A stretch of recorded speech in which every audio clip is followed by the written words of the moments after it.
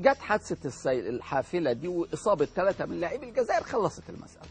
اصبحوا الجزائريين على حافه من الانفجار ضد المصريين، مش ضد الاعلام المصري بقى، كانوا حتى هذه اللحظه ضد الاعلام المصري. يعني الجماهير حضرتك والشعب دول كانوا فئه مظلومه او فئه مش فاهمه؟ الشعب المصري الشعب طبعا ولغايه اللحظه الاخيره مش فاهمين، لغايه ما انا بكلمك دلوقتي الشعب المصري بيعتقد ان الجزائر دي دوله عدوانيه الى اقصى درجه، وده غير حقيقي، غير حقيقي بالمره. انا لم ازر الجزائر من 1989، يعني بقالي 20 سنه ما رحتش الجزائر، بس لما زرتها في الثمانينات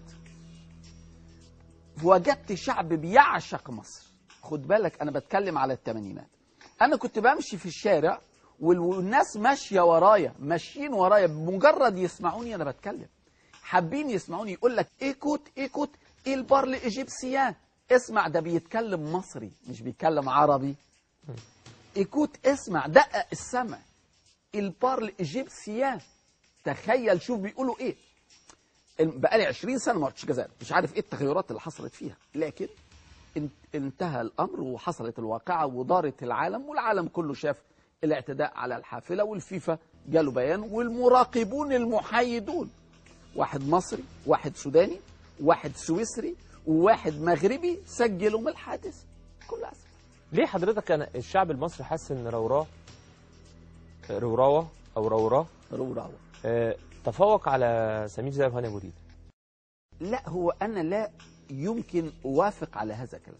لا روراوة تفوق على سمير زاهر وهاني أبو ريدة، ولا هاني أبو ريدة وسمير زاهر تفوقوا على روراوة، ولم يكن اساسا بينهم معركه. ده جهل، مزيد من الجهل. ايوه بس هو في مصر اتحرك كويس قوي، بص حضرتك، عمل فايل كويس قوي، ولا كل هذا كلام غير واقعي وغير صحيح.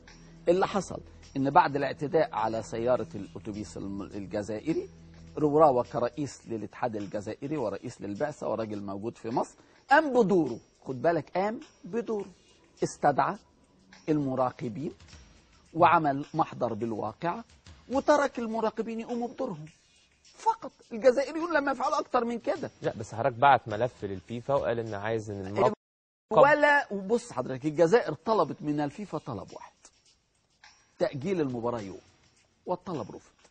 يبقى هل الجزائر كان عندها أي نفوذ؟ كان عندها أي قوة؟ كان عندها أي صلاحية؟ كان عندها أي شطارة؟